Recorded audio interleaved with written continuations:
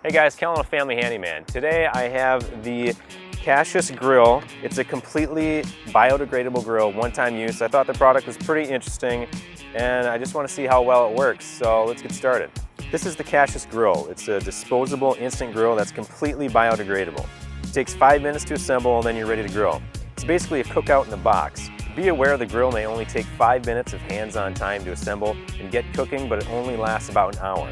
Important thing to note is that you have to light the briquettes in all 4 corners, and then you have to wait about 5 minutes so there's an ash coating on the briquettes. And once that happens, you're good to go. The grill consists of cardboard, bamboo, lava stone, and bamboo briquettes. It claims to heat up in 5 minutes with a 60-minute cooking time and can reach a temperature of 600 degrees. The grill is really set up for convenience, and I would say it's made for the camper, hiker, or tailgater.